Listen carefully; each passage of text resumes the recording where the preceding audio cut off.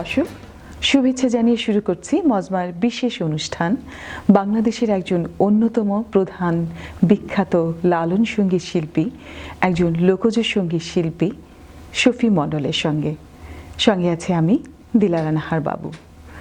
বাউল শফি মণ্ডল এমন একজন ব্যক্তিত্ব যিনি গত ২০ বছরের বেশি সময় ধরে গ্রাম বাংলার গ্রামে গ্রামে সাধুদের দ্বারে দ্বারে ঘুরে ঘুরে গ্রাম বাংলার গানের স্বাদ নিয়েছেন, আখড়ায় আখড়ায় ঘুরেছেন, নিজেকে বাউল করে তৈরি করেছেন, বাউল সঙ্গীতকে সমৃদ্ধ করেছেন।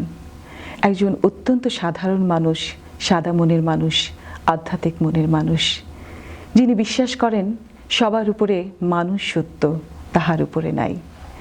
আজ তিনি আমাদের মজমার এই স্টুডিওতে এসেছেন। আমরা অত্যন্ত আনন্দিত এবং খুব ভালো লাগছে। শফি মণ্ডল ভাই, কেমন আছেন আপনি?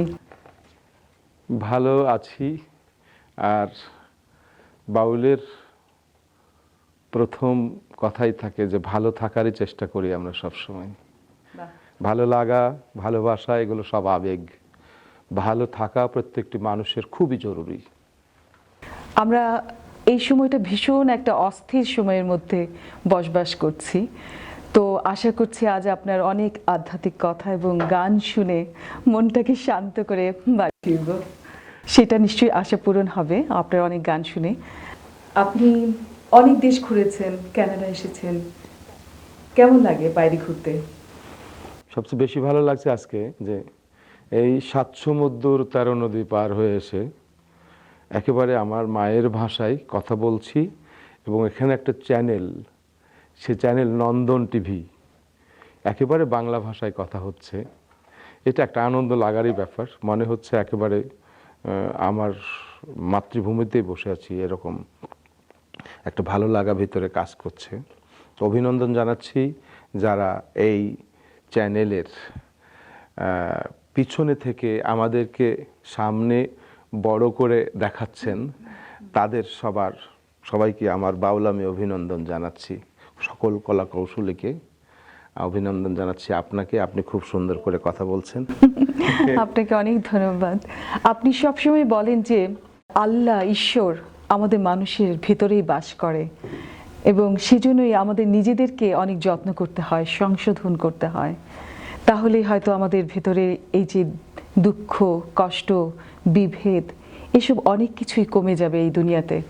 তাহলে কি আপনি পরজন্মে বিশ্বাস করেন না? পরজন্ম বলতেই মানে একটা শব্দ আছে যে ভবিষ্যৎ অনিশ্চিত। বিশ্বাস করি না সেটা বলবো না, আমার প্রতিক্ষণ পরজন্ম। আজকে আমি আপনার সাথে কথা বলছি, আগামীকাল আমার একটা নতুন জন্ম হবে, নতুন আরেকটা ভাব আসবে। এইভাবে প্রতিদিন জন্ম নিতে নিতে একটা সময় আসবে যে আমি এই দেহধারী মানুষটি আর ফিরব না।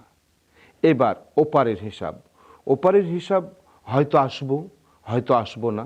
তাই বলে এপারের যে আনন্দটুকু ওই পারের লোভে সময়টা নষ্ট করব, যে আমি এই পাবো, ওই পারে গেলে এই পাবো, ওই পারের সাধনা।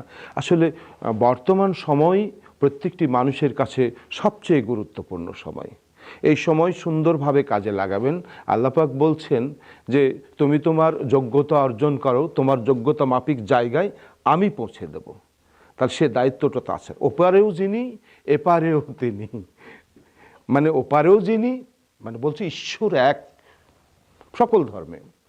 তাহলে ওপারেও যিনি, এপারেও তিনি। তাহলে ওপারের চিন্তাটা আমরা ওপারেই করব। পরজন্মের কথা যদি বলেন আপনি, যে হয়তো বা আছে, হয়তো বা নাই, কিন্তু আমরা তো দেখছি আছে। যে আজকে আপনি 1 মাস পরে আপনার একটা নতুন চিন্তা আসবে, আপনি সবসময় বদলে যাবেন। প্রত্যেকটি মানুষ প্রত্যেকটি মুহূর্তে বদলে যায়। এইটাই পরজন্ম। প্রতি মুহূর্ত জন্ম নিচ্ছি আমরা, তাই প্রত্যেকটা মুহূর্ত সুন্দর কাজে লাগাতে হবে, মুহূর্তগুলোকে যেন সুন্দর থাকে এই চেষ্টা করে। এটাই হলো বাউলামি, নিজেকে তুচ্ছ করেই প্রভুর কাছে উপস্থাপন করে। হ্যাঁ, তাহলে আপনার একটা বাউল সঙ্গীত শুনে ফেলি, মনটাকে আরো একটু সুন্দর করে ফেলি।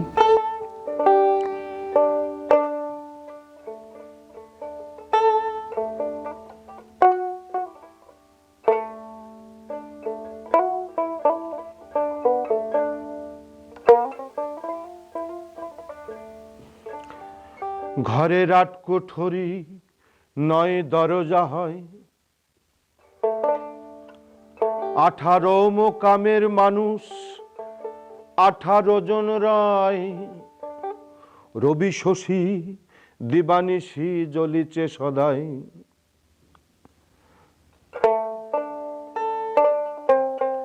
এই ঘরের কেবা জাগে,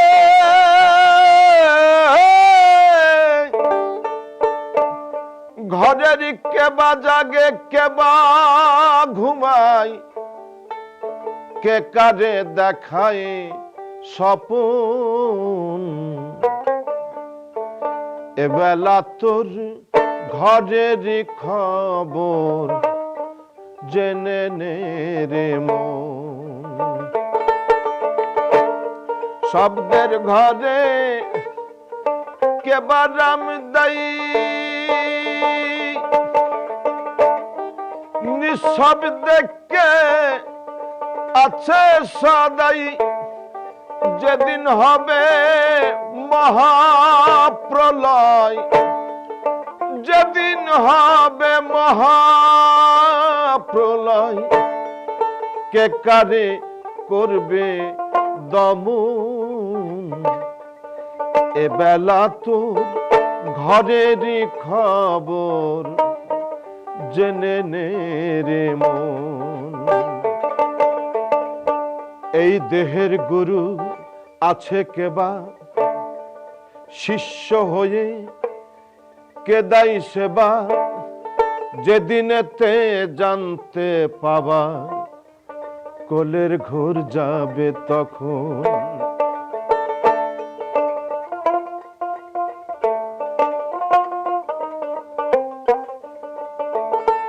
এই ঘর মানুষ ঈশ্বরের ঘর, যা বলছিলেন আপনি যে মানুষের মধ্যে ঈশ্বরের বাস, তে সর্বশাস্ত্রে প্রতীয়মান যে এই ঈশ্বরের আবাস হলো আমরা বলি না যে আল্লাহর ঘর মসজিদ, আল্লাহর ঘর মন্দির, আসলে ওগুলো কিন্তু না।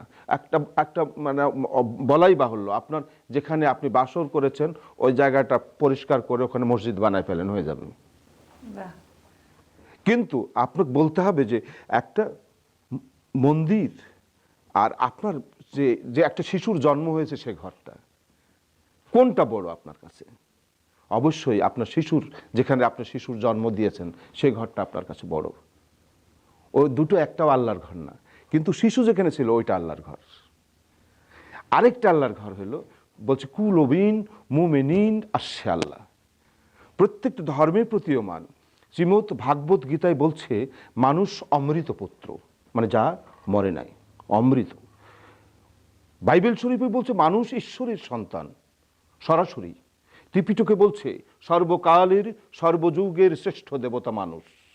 কোরআন শরীফে বলছে আশরাফুল মখলুকাত, মানুষই সর্বশ্রেষ্ঠ। তাহলে এই মানুষের বাস কোথায়? এই মানুষ শ্রেষ্ঠ হলো কেন?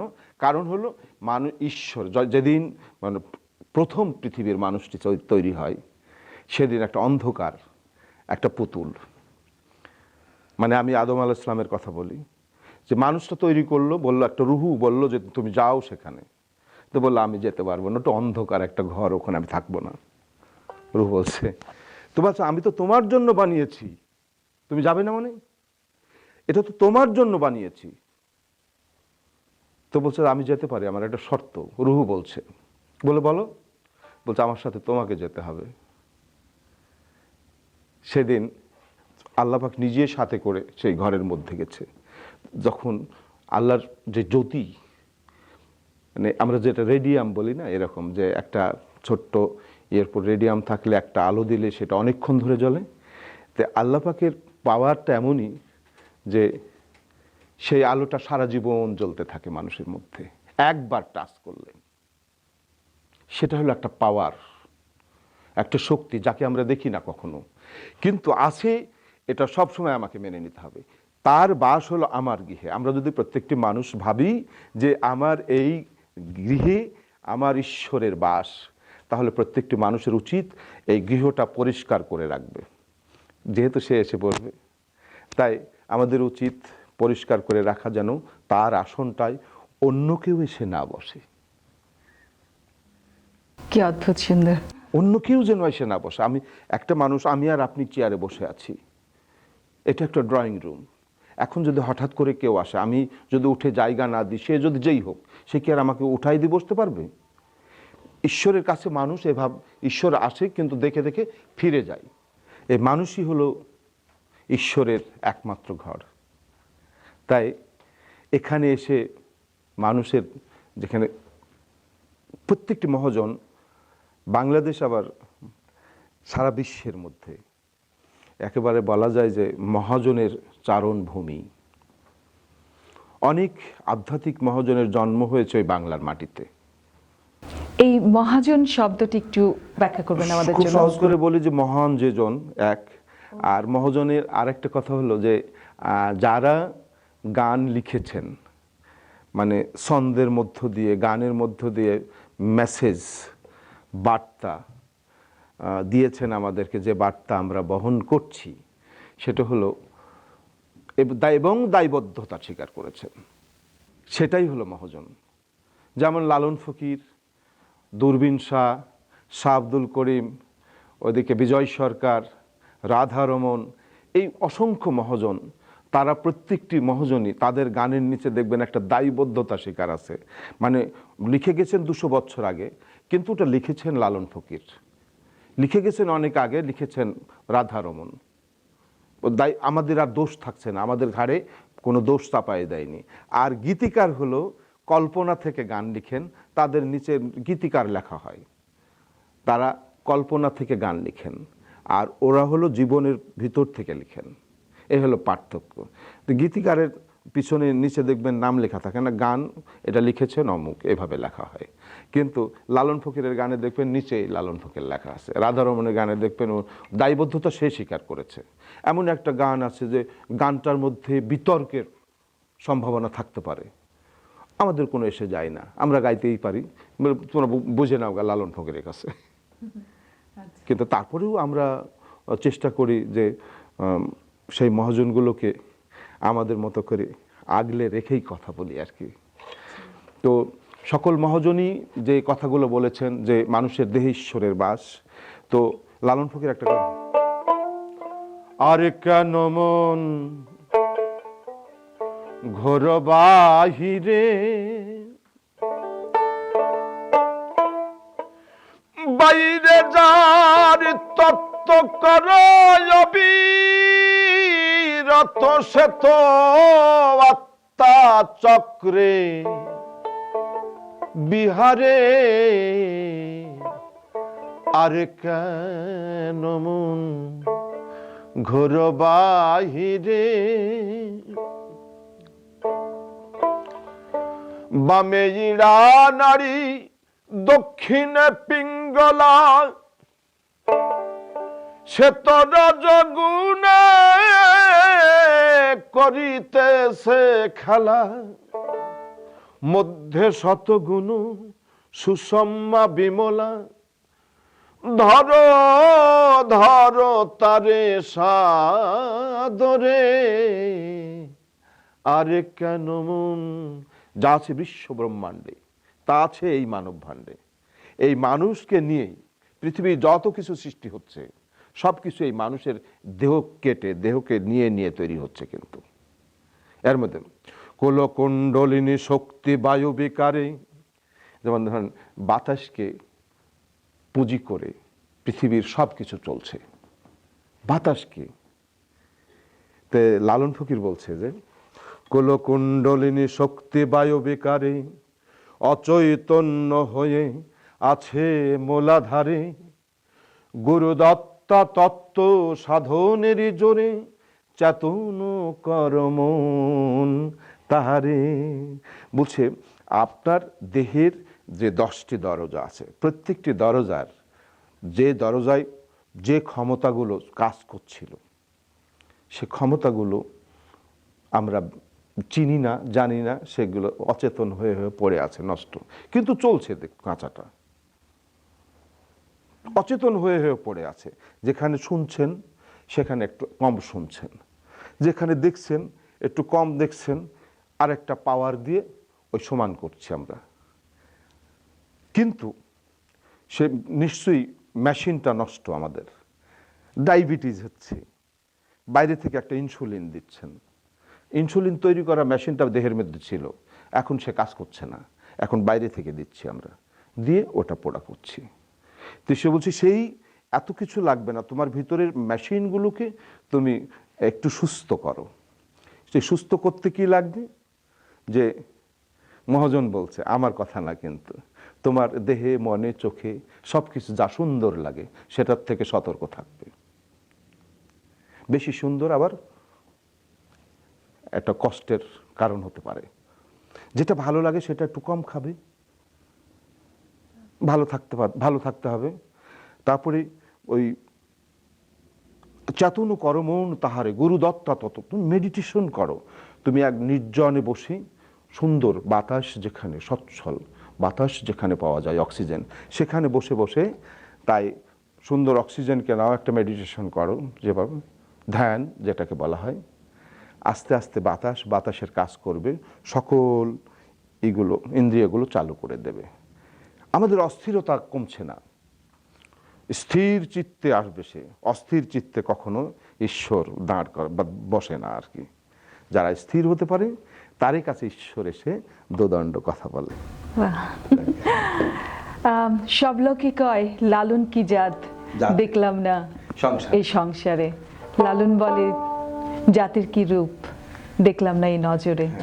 তো এই যে জাত ধর্ম বর্ণ নির্বিশেষে এই যে লালনের যে ধর্মটা বা বর্ণ নির্বিশেষে আপনাদের যে মতামতটা, এটাকে আপনি কিভাবে বিশ্লেষণ করবেন আমাদের কাছে? আসলে গুরুবাদী মানব ধর্মের প্রবর্তক সকল মহাজন। বাউল এসছে দুইটি ধারা দিয়ে, দুটো ধারা দিয়ে। একটা ধারা হলো ইসলাম, তারপরে সুফি, তারপরে বাউল। আরেকটা ধারা হলো সনাতন, তারপরে হলো বৈষ্ণব, তারপরে হলো বাউল। সনাতন থেকে বৈষ্ণব হয়ে বাউল, ওরা সবশেষে এসে সন্ন্যাসী বলে। আর এই বাউল সন্ন্যাস একটা এসে, বাউল এসে এক জায়গায় দাঁড়ায়, সন্ন্যাসী এসে দাঁড়ায়। সন্ন্যাস কি? সন্ন্যাস হলো স্ব-অন্বেষ, যে নিজের মধ্যে প্রভুকে আবিষ্কার করার চেষ্টা করছে। আমার মধ্যে আমি আমাকে খুঁজছি। বাউলও তাই, সুন্দরের অন্বেষণ করে। বাহ মানে সুন্দর, উল মানে অনুসন্ধানকারী, বাহ মানে বায়ু মানে সুন্দরের অনুসন্ধানকারী। এই দুইজন সুন্দরের অনুসন্ধানকারী এক জায়গায় এসে দাঁড়িয়ে, একটা মোহনায় দাঁড়িয়ে তখন দেখছে যে ও যাকে খুঁজে আমিও তাকেই খুঁজি। হ্যাঁ, ও যাকে খুঁজে আমিও তাকেই খুঁজি। আমরা দুজনে এক জায়গায় এসে আমরা কি, আমাদের পরিচয় হলো আমরা মানুষ। লালন ফকির বলছে যে সহজ মানুষ ভোজে দেখ না রে মন দিব্য জ্ঞানে। একটা মানুষ সারাদিন ক্লান্ত হয়ে দুই দিক থেকে এসে, সহজ মানুষ খুঁজতে খুঁজতে এসে ক্লান্ত হয়ে বসেছে একটা গাছের নিচে, দুজনাই ক্লান্ত, কেউ কাকু দেখছে না। একটা শিশু এসে জিজ্ঞাসা করছে, বাবা তোমাদের এত ক্লান্ত মনে হচ্ছে কেন? তো বলছে, তুই ছোট মানুষ বুঝবি না, তুই আমাদের একটু জল খাওয়াতে পারিস? তো বলছে, হ্যাঁ কেন নয়। ও তাড়া করে একটু জল নিয়ে এসে খাওয়াচ্ছে। বলছে, তোমরা এত ক্লান্ত কেন, ঘেমে গেছো একেবারে? তো বলছে, জানো লালন ফকির বলল যে সহজ মানুষ খুঁজে দেখ না রে মন দিব্য জ্ঞানে। তো খুঁজছি তো বেশ কতদিন, এখানে এসে বসলাম, এ পর্যন্ত তো সহজ মানুষ খুঁজে পেলাম না। তো শিশুটি হাসছে। এই তুই হাসলি কেন? তো বলছে যে খুব হাসি পেল, যে সারাদিন তুমি খুঁজছো, তো তুমি কি? বলছে, আমি তো মানুষ। তো বলছে, তুমি সহজ হয়ে যাও। তাহলে শিখতে হচ্ছে শিশুর কাছে এসে যে আমি কি, আমি নিজেই বুঝি নাই, আমি নিজেই সহজ হতে পারছি না, আমি আমাকে সহজ করে ফেলবো, আমার চাহিদাটা কমিয়ে ফেললেই আমি ঈশ্বরের কাছাকাছি যেতে পারবো। আমরা সব সময় দেখুন 1 2 3 4 5 6 7 8 9, আমরা কেউ 9-এ আছি, কেউ 8-এ আছি, কিন্তু অন্বেষণ করছি আমরা 1-এ। ওখানে তো নেই। আসেন কোথা স্বর্গপুরেই, কেউ নাহি তার ভেদ জানে, জিজ্ঞাসিলেই খোদার কথা দেখায় আসমানে। সবাই খালি আসমানে দেখায়, কিন্তু উনি তো কোথায় আছেন, কোথায় আছে তো কেউ জানছে না। পিছনে সে চাই, মানুষের স্বভাবও পিছনে চলা। এক, উনি তো এক, আমরা আছি আর 7-8-এ। উনি তো এক, উনি পিছনে, তারপরে শূন্য। তাকে খুঁজতে হলে পিছনে যেতে হবে, আমাকে উজান যেতে হবে। 9, 8, 7, 6, 5, 4, 3 এইভাবে যেতে যেতে না একের অনুসন্ধান হবে। 9-এর ওই পারে তো এক নেই, তখন শূন্য লেগে যাবে, 10 হয়ে যাবে, 11 হয়ে যাবে, বেড়েই যাবে শুধু। তাই নিজেকে তুচ্ছ করতে পারছি না আমরা। সব কিছু জেনেও যে তুচ্ছ করতে পারে সেই তো বাউল, সেই তো সন্ন্যাসী, সেই তো সন্ন্যাস করে। এই যে বলছিলেন ভালো জিনিসকে কম কম নিতে হবে, সুন্দর জিনিসকে কম দেখতে হবে, সবকিছু কম খেতে হবে, প্রিয় খাবারটা কম খেতে হবে, মানুষের সুখের চেয়ে দুঃখটা বেশি, কিন্তু কেন? দুঃখ আসলে আমরা সমস্যাকে ভয় পাই, তাই না?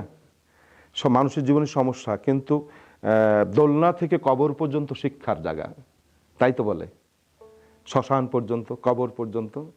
তাহলে আপনার দেশ, রাষ্ট্র সার্টিফিকেট দিচ্ছে তো 26-27 বছরের বয়সে সর্বোচ্চ শিক্ষিত আপনি, আর তো কোনো পাঠশালা নাই। এইবার কোথায় শিখবো আমরা? বাকি জীবন কিভাবে চলবে? এই বাকি জীবনের গুরুগুলো হলো দুঃখ, তার কাছে শিখতে হবে। দুঃখ আপনার কাছে এসছে, কিন্তু আপনাকে দুঃখ দেওয়ার জন্য নয়। আসলে মানুষ কখনো দুঃখে কাঁদে না, আপনি একটু খেয়াল করবেন। কবে সুখ একদিন এসেছিল, একটু ভিতরে নাড়া দিয়ে চলে গেছে, ওই আশায় মানুষ কাঁদে। দুঃখে কেউ কাঁদে না। দুঃখ মানুষের গুরু, সমস্যা মানুষের গুরু। এখন তো শিখবো আমরা সমস্যার কাছ থেকে, প্রকৃতির কাছ থেকে, শিশুর কাছ থেকে, দুঃখের কাছ থেকে, যেগুলো দেখা যায়। সুখ তো ব্যাটা দেখা যায় না, মানুষের জীবনে একটা সময় হঠাৎ আসে, আমরা চাই যে এইরকমই থাকা উচিত, হঠাৎ আবার সে চলে যায়। তাহলে আমরা বাকি জীবন কাঁদছি, ওই যা এসেছিল ওই কারণে। আমরা কিন্তু দুঃখে কাঁদছি না, সুখের জন্যই কাঁদছি।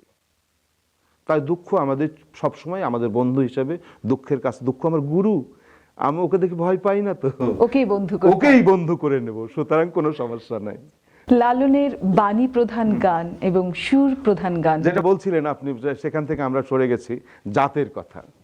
এই জাত আমরা একটা সময় এসে জাতের কথা থাকে না। যেমন ধরেন, মানুষ যখন সৃষ্টি হয় তখন একই কায়দায়, একই কৌশলে, একই রকমভাবে সৃষ্টি হয়। তারপরে ও যখন ভূমিষ্ঠ হওয়ার পরে ওর কানে আমরা কেউ কালেমা দিচ্ছি, কেউ হরিনাম দিচ্ছি, বানায় নিচ্ছে একটা জাতের। হ্যাঁ, লালন ফকির কোনো জাত নাই, লালন ফকিরের জাত নাই, আমরা বুঝি না, কেউ বানাচ্ছে। মানে এখন ওই কানা ছেলেও যদি হাফেজ হয়ে যায় তো বাপ তখন অহংকার করে বলে যে আমি অমুক হাফেজের, অন্ধ হাফেজের বাপ, কিন্তু যখন অন্ধ ছিল তখন বলেনি। তা লালন ফকির এখন সারা দেশে একটা ফুটন্ত গোলাপ, তাই সবাই তার বাপ হতে চাচ্ছে। কেউ থিসিস লিখছেন যে লালন ফকির হিন্দু ছিল, তার জন্ম এক ব্রাহ্মণ পরিবারে। আবার কেউ বলছে যে না, তার জন্ম হলো হরিশপুর ভাড়ারাই গরিবুল্লার ঘরে, তার বাপের নাম ছিল। সবাই দাবি করছে এখন আমার। লালন ফকিরের সবচেয়ে বড় ব্যাপার হলো যে লালনকে চিনতে হলে লালনের লেখা আছে, আর আমরা আমাদের মন্তব্য থেকে যে যা ভেবে নিচ্ছি আর কি। সেই তাহলে একটা বাণী প্রধান এবং সুর প্রধান লালনের গান শুনি। সত্য কাজে কেউ নয় রাজি, সবই দেখে তা না না না, জাত গেল বলে একে আজব কারখানা, জাত গেল বলে।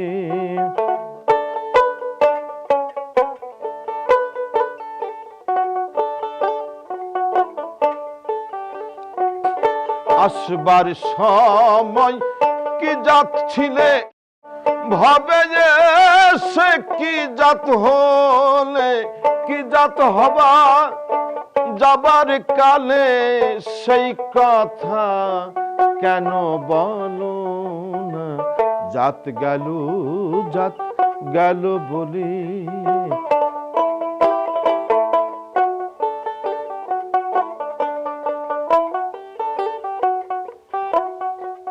ব্রাহ্মণ চণ্ডাল চামার মুচি, এক জলে সব হয় গো সূচি। ব্রাহ্মণ চণ্ডাল চামার মুচি, এক জলে সব হয় গো সূচি।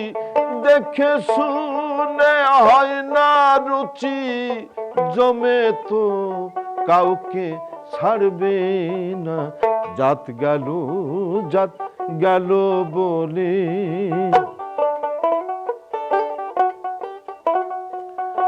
গোপনে যে বেশ্যার ভাত খায়, তাতে ধর্মের কি ক্ষতি হয়? গোপনে যে বেশ্যার ভাত খায়, তাতে ধর্মের কি ক্ষতি হয়? লালন বলে জাতকারে কয়, এই ভ্রম তো গেল না, না। জাত গেল, জাত গেল বলে। বাহ, কি যে ভালো লাগলো। এই হলো জাতের কথা। আজ থেকে 200 বছর আগে লালন ফকিরের এমনই একটা চাওয়া ছিল যে এই ভূখণ্ড একদিন ভিন্ন হবে। অভিন্ন বাংলা, পশ্চিম বাংলা এবং পূর্ব বাংলা, বাংলা যেটা বাংলা ভাষাভাষী আমরা, এই অভিন্ন যখন ছিল তখনই বুঝতে পারতেন যে সেই জন্যই তারা মহাজন, যে মহাজনরা এক জায়গায় বসে 200 বছর পরের কি হবে সেটা বুঝতে পারতেন। আর যারা মহাপুরুষ তারা জায়গায় বসে থাকে পৃথিবী শুরু থেকে ধ্বংস পর্যন্ত বুঝতে পারতেন। তারা হলো মহাপুরুষ। আর মহাজনরা পরিধি অনুযায়ী বুঝতে পারে। তিনি বুঝতে পেরেছিলেন যে একদিন এই বাংলা ভিন্ন হবে, আর সেই দিন আমাদের একটা সম্প্রীতির দেশ হওয়া উচিত, তার চাওয়া ছিল। চলুন ফিরে যাই আবারও তার কথা এবং গানে। এখনো হয়নি সন্ধ্যা, কিছু বেলা আছে বাকি। এমন আলোতে চলো নিজ পথে, আপন সাথীকে ডাকি। এখনো হয়নি সন্ধ্যা, যে যার মতো চলে গেছে। তুমি শুধু ভাবছো মিছে, যাবার বেলায় তোমারে ডাকিছে। নীল গগনে পরাণ পাখি, এখনো হয়নি সন্ধ্যা। কি আত্মার একটা শান্তি। লালনের গান আসলে আত্মার শুদ্ধি। এটা শুধু বিনোদনের জন্য নয়, এটা মনকে সাধনা এনে দেয়, আত্মার সবকিছু তৃপ্তি পরিবর্তনের এনে দেয়। হাতিয়ার। দেশ, সমাজ, জীবন সবকিছু পরিবর্তন করে, ভালো থাকার মেসেজ ভিতরে যোগায়। আপনার হাতে অনেক, এই প্রজন্মের অনেক শিল্পী তৈরি হয়েছে এবং আপনি নিজেও কুষ্টিয়া এবং ঢাকায় একটা আশ্রম করেছেন যেখানে সুবিধা বঞ্চিত মানুষেরা গান শিখতে পারে। আপনার এই যে অসীম দয়া, সেখানে কি গান ছাড়া জিকির বা মেডিটেশন এসবও শিখান আপনি? আসলে আমি কি জানি আমি সেটা তো জানি না, তো আমি যা জানি সেটা শিখি। আমি খুব বেশি কিছু জানি না, আমি যা জানি সেটার সাথে শিশুদের সাথে অনেকক্ষণ থাকি, শেয়ার করি। আর আশ্রম আমার আছে, সুবিধাবঞ্চিত কিছু মানুষকে নিয়ে আমি কাজ করি। তারা শিশু, বড়ও আছে, তাদেরকে নিয়ে। তো সবাই বলে আমি শিখাই, আর আমি মনে করি তাদের কাছ থেকে আমিই শিখি। তো সবচেয়ে বেশি উপলব্ধি করি যে এখন যারা আসছে প্রজন্মের, এরা আমাদের থেকে অনেক মেধাবী। শুধু একটু ফাইলগুলোকে একটু নক করতে হয় মাত্র, তাছাড়া সব তারা জানে। অনেক ম্যাচিউর ব্রেন তাদের, অনেক পূর্ণতা আছে তাদের ব্রেনে। তো তাদের কাছেই অনেক শেখার আছে। তো তারা গুরু বলে, আমরা ভক্ত বলি, কিন্তু আসলে কে বড় আর কে ছোট বোঝা খুব কষ্ট। মিলেমিশে থাকি আর কি। এই তো লালনের কথা। আপনি ৭৮ সাল থেকে সঙ্গীতের উপর সঙ্গীত করে যাচ্ছেন এবং ইন্ডিয়াতে ৪ বছর শাস্ত্রীয় সঙ্গীত করেছেন। আমার গুরুর কাছে ছিলাম। হ্যাঁ, আপনার গুরুই বলেছে আপনাকে এই পথে আসতে, এই গান নিয়ে। আপনি আপনার গুরুকে ধরে রেখেছেন আর আপনার শিষ্যকে আপনি দিয়ে যাচ্ছেন। এই যে পরম্পরা, ভালোবাসা, এটাই কি লালন? এটাই কি লালনের ধর্ম? এটা একটা ফিউশন বলে, যে মানে আমরা ফিউশনের কথা বলি না, যে একটা যন্ত্রের সাথে আরেকটা যন্ত্রের সম্পর্কের কথা বলি। তো একটা প্রজন্মের সাথে আরেকটা প্রজন্মের একটা সম্পর্ক, এটাও একটা ফিউশন। যে আমি আমার শিশুর কাছ থেকে আমি শিখছি এবং আমারটা দুজনরা মাখামাখি করছি। ওই শিশুটা কখন যে একটা ভালো কথা, অনেক শক্ত কথা বলে ফেলে, এটা আমিও কিন্তু বুঝি না। তারপর ওটা ভাবলে দেখা যায় না, সে ঠিকই বলেছে। আর তাই তো হতে হবে। তার কারণ এই প্রজন্মে যারা আসছে তারা তো অনেক ফাস্ট এই জগৎ।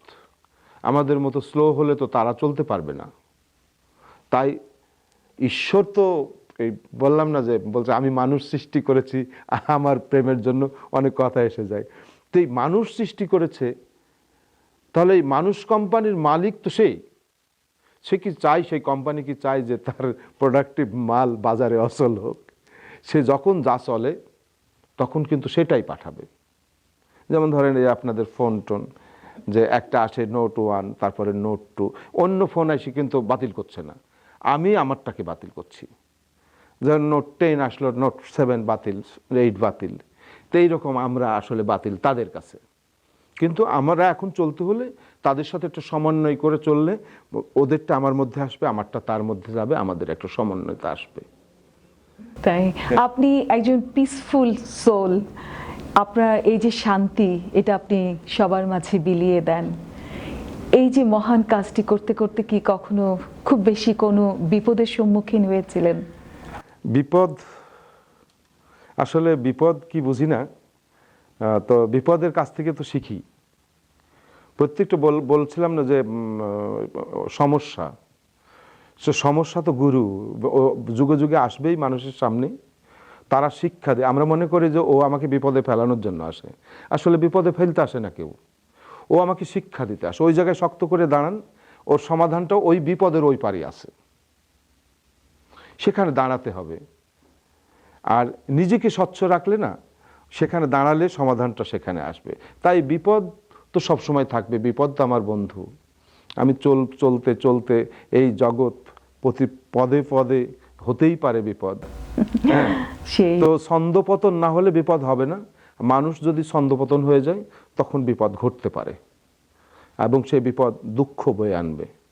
আবার সেই দুঃখ থেকেও শিখতে হবে, মানুষকে শিখতে হবে। মানুষ শুধুই শিখতে হবে, শেষ পর্যন্ত শিখতে হবে।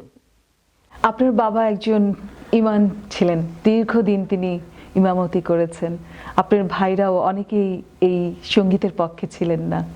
আপনার ছেলেবেলাটা কি করে কাটলো, কি করে এই লালনের সঙ্গীতে আসলেন? এটা একেবারে বুঝতে পারতাম না, তাই যে পক্ষে ছিল না। একবারে বাবা মা পক্ষে না থাকলে এটা হয় না। তো পরিবেশটা পক্ষে ছিল না। একটা ইমাম সাহেবের ছেলে, সে গান করুক, এটা সমাজও চায় না, কেউই চায় না। তো চুপে চুপে হয়তো করতাম। একটা সময় এসে দেখা গেল যে বাংলাদেশ সরকার আমাকে স্বীকৃতি দিল যে তুমি শিল্পী। সেদিন বাবা মাও মেনে নিল, এরকম আর কি। তো তারপরেও সংস্কৃতি, তো সংস্কৃতিকে ভালোবাসে না এমন লোক কম, আর যারা ভালোবাসে না তারা খুবই কঠিন মানুষ। সংস্কৃতি একটা মানুষের জীবনের একটা পূর্ণতা আসে। মানে আমি যেমন বলি, ধর্মর কথা বলি, যে আমি গান করেই, আমার গানই আমার ধর্ম, আমি এটা দিয়েই রুজি করি আর এটা দিয়েই ইবাদত করি। অপরাধ হলো যে মাঝখানে এই যে একটা কাঠের যন্ত্র, এটা বাজানো, একটা ধর্মে বলছে তো এটা হারাম, এটা বাদে করতে হবে। তো ও কি দোষ করলো? ও যদি আমি যা বলি ও তো তাই বলে, আমার বাইরে তো ও কিছু বলতে পারতো, এখন কিছু বলতে পারে না। আমি যা বলবো ও তাই বলবে, ওর তো কোনো দোষ নেই। তাই ঠিক সেইভাবে আমরা নিজেকে তৈরি করছি, মানে ফ্যামিলি থেকে। এখন আমার পূর্বশ্বরী যারা ছিল তারা এই বাউলামিতে আসেনি কেউ। আমার পরের যারা আছে, উত্তরস্বরী, আমার ছেলে মেয়ে, আমরা সবাই বাউলামি করি, আমরা সবাই মিলে গান গাই, সবাই আনন্দ করি, ছেলে মেয়ে তারাও গান করে, আমিও গান করি, মিশে মিশে থাকি আর কি। সব ধর্মেই মানবতার কথা বলা হয়। আপনি কি মনে করেন মানবতা এখনো টিকে আছে বা কমে যাচ্ছে? মানবতা তো আছেই, কমে যাচ্ছে না। লোকসংখ্যা বেড়ে যাচ্ছে, তো এত প্রযুক্তি ছিল না ধরার মতো, এখন তো সব কিছু খুঁটে খুঁটে ধরতে পারছে। তো মানবতা কমে যাচ্ছে না। বললাম না যে পরবর্তী প্রজন্মে যারা আসছে, আমরা যেরকম বাউল, এখন যারা বাউল হচ্ছে তারা কিন্তু শিক্ষিত বাউল, ইউনিভার্সিটি পাশ করে এসে তারা ডক্টরেট করে তারা বাউল হচ্ছে, দোতারা নিচ্ছে, তারা বাউল হচ্ছে। তো তাহলে কমছে না তো, এটা বাড়ছে। একটা সময় দেখা যেত যে লালন ফকিরের মাজারে ছোট্ট একটা দোকান ছিল, একটা লোক একতারা মানে বানাই নিয়ে এসে 4-5টা একতারা নিয়ে দোকান দিয়ে বসে থাকতো। আর এখন হাজার হাজার একতারা প্রতিদিন বিক্রি হয়, এগুলো যায় কোথায়? তো গুরুবাদী মানব ধর্ম বলে কোনো ধর্ম তো নাই পৃথিবীতে, সব ধর্মেই মানবতা আছে। আমরা মানবতার দিকগুলো নিয়ে আমরা সব ভালো কাজগুলো, যেখানে মানুষের সবচেয়ে মানে বাধা দ্বন্দ্ব এগুলো না থাকবে, সেই সব কথাগুলো নিয়েই আমরা পথ চলি। বাউল, আপনি বললেন ভাব, ভক্তি, প্রেম, বিশ্বাস আর বিনয়ী, এটার একটারও ভাষা নাই কিন্তু, দেখেন একটারও ভাষা নাই। ভাবের কোনো ভাষা নাই, ভক্তির কোনো ভাষা নাই, প্রেম বিশ্বাস কারোর ভাষা নাই। তাই ঈশ্বর বলছে যে তুমি মনে মনে যা ভাবো আমি সেটাও জানি। মনের ভাব প্রকাশিত ভাষার সৃষ্টি এ জগতে, আপনি আমাকে বুঝবেন, আপনাকে আমি বুঝবো, এটার জন্য ভাষার দরকার। আর ঈশ্বর আমাকে বুঝবে আমি মনে মনে যা ভাবছি সেটা নিয়ে। আপনার সাথে আমি ঝগড়া করছি, এটা ঈশ্বরের দরকার নাই। আমি কি বলে নামাজ পড়ছি, কি বলে পূজা করছি, এটা ওর জানার ব্যাপার না, এটা আমাদের ব্যক্তিগত কাজ।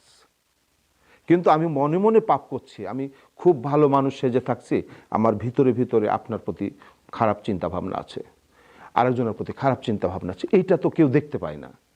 সেজন্য বলছে যে তুমি মনে মনে যা ভাবো আমি তাও জানি, এবং তোমার বিচার যদি আমি করি সেইটার উপরে করব। তাই মানুষ দেখেন না যে একটু যখন নিজে অপরাধ বোধ কাজ করে তখন নিজে অনুতপ্ত হয়। এটাই হলো ঈশ্বরের শাস্তি, এটাই। সাথে সাথে আমরা কি তাহলে আমাদের পাপ পুণ্যের শাস্তি এই পৃথিবীতেই পেয়ে যাব? পাপ পুণ্যের, আপনি কি পাপ করছেন, আপনি কি পুণ্য করছেন, আগে ব্যাপারটা কি, আপনি কি এটা বুঝতে হবে, আমি কি এটা বুঝতে হবে। যে আমি ধরেন তাহলে পুণ্য কি, আমি রোজ সত্য কথা বলি, সৎ পথে চলি, হক রুজি করি, মানুষকে ঠকাই না, তারপরে নিয়মিত ইবাদত করি, এগুলো কি আমার পুণ্যের কাজ? এগুলো কিন্তু একটাও পুণ্য না, একটাও কিন্তু পুণ্য না। এগুলো থাকলেই মানুষের জন্ম নিলে এগুলো করতে হবে তাকে। পিতামাতার প্রতি কর্তব্য মানুষ তো পালন করতেই হবে, এটা তো পুণ্যের জন্য করলে সমস্যা আছে। আমি আল্লাহর ইবাদত করব, নামাজ পড়ব, এটা তো আমাকে পড়তেই হবে। পড়তেই হবে মানে এটা আমার কৃতজ্ঞতা বোধ থেকে পড়তে হবে। এখন যদি আমি নামাজ পড়ি বেহেশত পাবো এই আশায়, লোভী মানুষ, কোরআন শরীফে বলছে লোভী মানুষকে আল্লাহ পছন্দ করে না। যদি আপনি একবার বেহেশতের লোভে নামাজ পড়লেন, দোজখ যদি থেকে থাকে আপনি আগে যাবেন, এর মধ্যে কোনো সন্দেহ নাই। কোনো লোভী মানুষকে আল্লাহ পছন্দ করে, নিহেতু প্রেমিক হতে হবে। নামাজ অবশ্যই পড়বেন আপনার কৃতজ্ঞতা বোধ থেকে। আপনি ঋণী আছেন সেটাই শোধ করেন, পাবেন কি সেটা তো পরের ব্যাপার, আপনি তো ঋণী। সুতরাং আমরা কোনোটাই পুণ্যের কাজ করি না, আগে মানুষের কাজটাই করতে পারি নাই, এবার পুণ্যের কাজ আবার কখন করব? হ্যাঁ, দয়া করে দয়াল, দয়াবান, মহিমাময় সে দয়া করে আমাদেরকে যেখানে খুশি আমাদের এই কর্মজীবনের থেকে উঠিয়ে সে জায়গায় জায়গায় রেখে দেয়। কারো পুণ্যের ক্ষমতায় কেউ জানে, এক জন্মের পুণ্যে কোনো মানুষ সম্মানিত হবে না। তার কারণ আমি জানি আমি কত পুণ্যের কাজ করি, আমার চেয়ে ভালো কেউ জানে না। সেই আরেকটা গান শুনি তাহলে।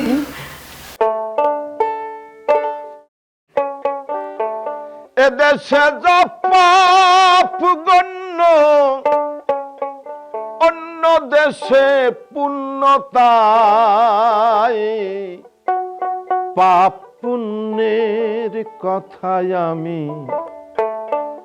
কারে বা শুধাই।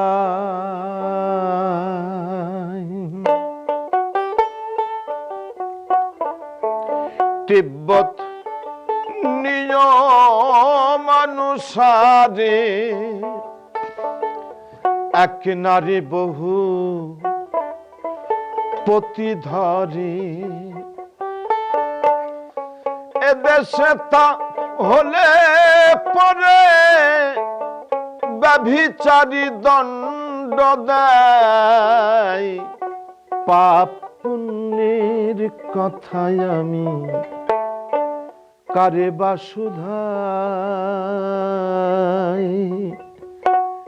একজন বলছে শুয়োরের মাংস খাওয়া পাপ, আর একজন বলছে গরুর মাংস খাওয়া পাপ।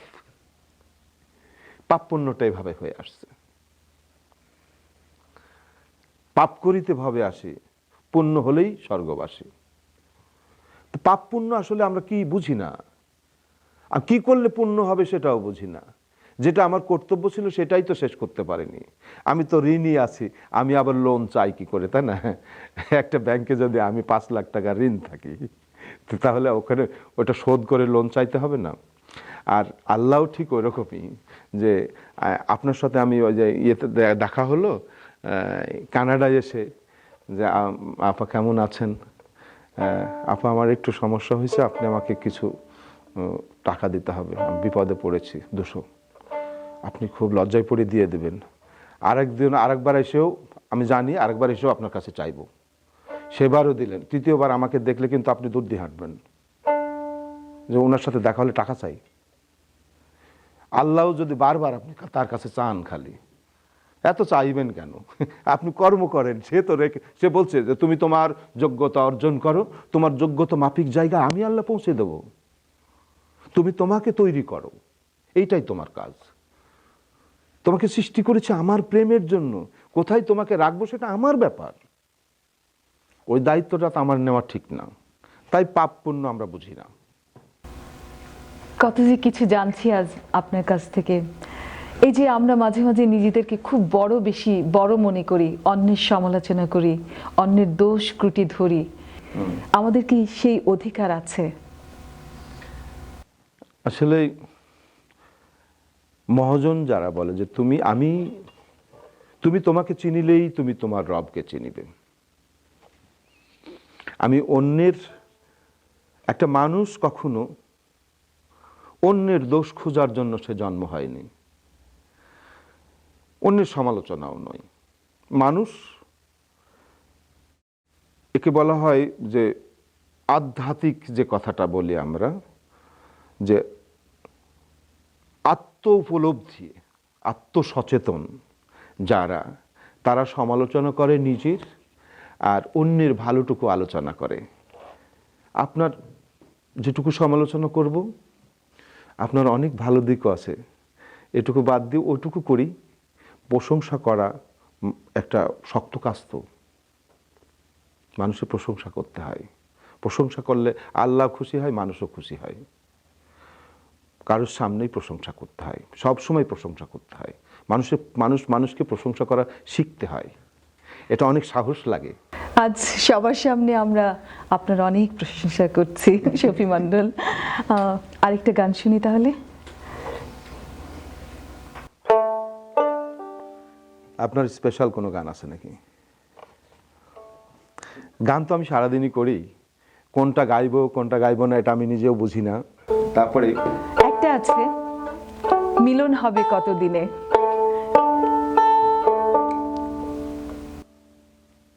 চাতক ছোট্ট একটি পাখির নাম, সারাদিন জলের উপরে থাকে অথচ প্রতিজ্ঞা করে বসে থাকে আমি বৃষ্টির জল ছাড়া খাবো না। এটা ত্যাগী পাখি, সাধকের ভাষায় বলে এটা ত্যাগী পাখি, সাধক পাখি। লালন ফকির অনেক গানের মধ্যেই এই শব্দটা। চাতক প্রায় হরিণী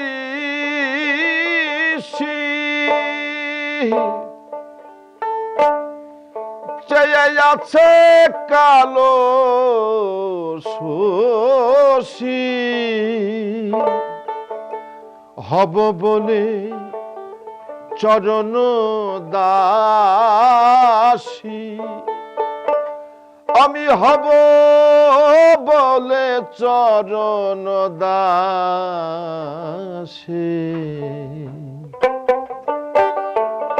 ওটা হয় না কপাল গুনে, ওটা হয় না কপাল গুনে, আমার মনের মানুষের সনে, আমার মনের মানুষের সনে।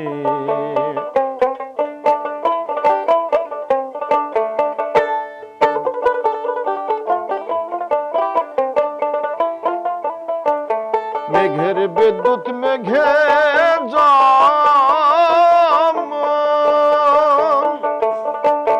লুকালে না পায় অন্বেষণ, মেঘের বিদ্যুৎ মেঘে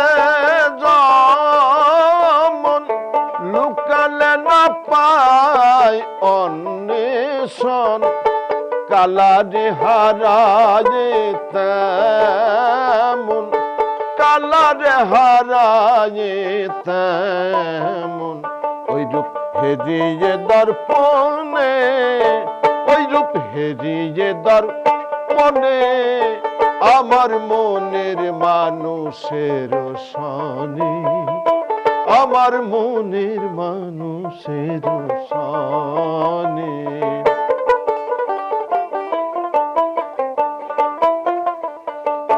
যখন রূপ স্মরণ হয়, থাকে না লোক লজ্জার ভয়, লালন ফকির ভেবে বলে সদাই, লালন ফকির ভেবে বলে সদাই, ওই প্রেম যে করে সে জানে, ওই প্রেম যে করে সে জানে, আমার মনের মানুষের সনে, আমার মনের মানুষের সনে, আমার মনের মানুষের সনে। ভীষণ ভীষণ একটা ভালো লাগার সময়ের মধ্যে ডুবেছিলাম, আত্মার মধ্যে মনে ডুবেছিলাম, ভাবের মধ্যে ছিলাম। ভীষণ ভালো লাগলো। আপনাকে কি বলে আমরা ধন্যবাদ জানাবো সে ভাষাও নাই, তবুও শেষ করতে হয়, সময় শেষ হয়ে যায়। আপনার কিছু কথা আমাদের নন্দন টিভির জন্য যদি বলেন। প্রথমেই আমার বাউলামি অভিনন্দন নন্দন টিভিকে, আর যারা কলাকৌশলী আছেন সবাইকে আমার ভক্তি জানাচ্ছি। আর এই ৭ সমুদ্র ১৩ নদী পার হয়ে এসেও এমন একটা সুন্দর পরিবেশ, আর এই পরিবেশে আমাকে আপনারা নিয়ে এসছেন কিছু বলার জন্য, গান করার জন্য। এই জন্য আমি নিজেকে খুব গর্বিত মনে করছি, গর্ববোধ করছি। আর আমাকে আপনারা সবাই দোয়া করবেন। তবে দীর্ঘায়ু কামনা করছি না কারো কাছে, যতদিন বেঁচে থাকি যেন সুস্থ থাকি, এই দোয়া চাইছি সবার কাছে। ভালো থাকবেন সবাই। আল্লাহ আলেকসাই। দর্শক, গান আত্মার প্রশান্তি, আত্মশুদ্ধি করে বাউলের গান। তার সঙ্গে যদি থাকে এমন একজন গায়কী যিনি আজ অনেক দিয়ে গেলেন, যেটুকু দিয়ে গেলেন সেটুকুই যেন পরিপূর্ণ করে পেলাম, তার জন্য রইল অনেক দোয়া, অনেক শ্রদ্ধা।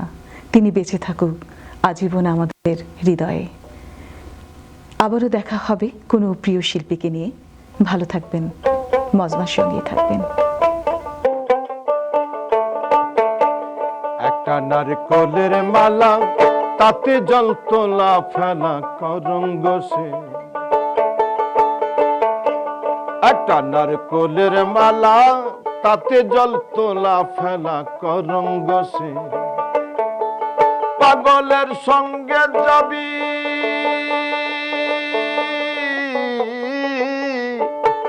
পাগলের সঙ্গে যাবি, পাগল হবি সঙ্গে যাবি।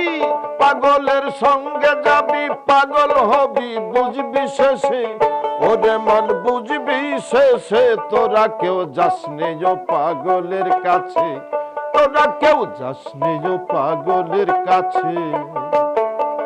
একটা পাগলামি করে জাত দেয় সে জাতে রে দৌড়ে গিয়ে। ও তারা হরি বলে, ও তারা হরি বলে, তারা হরি বলে, তারা হরি বলে পড়ছে ঢুইলে ধুলার মাঝে। ও তারা হরি বলে পড়ছে ঢুইলে ধুলার মাঝে। তারা হরি বলে পড়ছে ঢুইলে ধুলার মাঝে। ওরে মন ধুলার মাঝে, তোরা কেউ যাসনে ও পাগলের কাছে, তোরা কেউ যাসনে ও পাগলের কাছে। তিন পাগলের হলো মেলা নদে এসে, তিন পাগলের হলো মেলা নইদে এসে। ওরে মন নইদে এসে, তোরা কেউ যাসনে ও পাগলের কাছে, তোরা কেউ যাসনে ও পাগলের কাছে। তোরা কেউ যাসনে ও পাগলের কাছে, তোরা কেউ যাসনে ও পাগলের কাছে।